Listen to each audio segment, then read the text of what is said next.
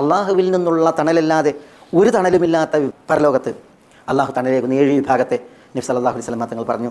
ഇമാമുൻ ആദിൽ, നീതിമാനായ ഭരണാധികാരി. വശാബുൻ നശാഫി ഇബാദത്തില്ല, അള്ളാഹുവിനുള്ള ഇബാദത്തിൽ അള്ളാഹ്ക്ക് വഴിപ്പെട്ട് ജീവിച്ച യുവാവ്. വറജുലുൻ ഖൽബുഹു മുഅല്ലഖുൻ ബിൽ മസാജിദ്, മസ്ജിദുമായി ഹൃദയം വിളക്കപ്പെട്ട വ്യക്തിത്വം. ഇങ്ങനെ തുടങ്ങി റസൂലുള്ളാഹി സ്വല്ലല്ലാഹു അലൈഹി വസല്ലം അള്ളാഹുവിൻ്റെ മാർഗത്തിൽ സ്നേഹിച്ചവർ.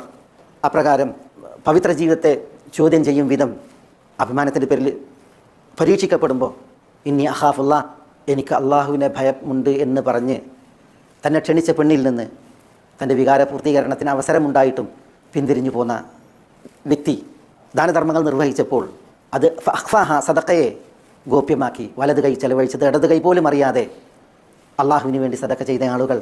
വമൻ ദക്കറല്ലാഹ ഖാലിയൻ ഫഫാദത് ഐനാ, ആൾക്കൂട്ടത്തിലല്ലാതെ ആളൊഴിഞ്ഞെടുത്ത് തനിച്ചായിരിക്കെ അള്ളാഹുവിനെ ഓർക്കുകയും കണ്ണ് കരഞ്ഞ് നിറഞ്ഞൊലിക്കുകയും ചെയ്ത വ്യക്തി.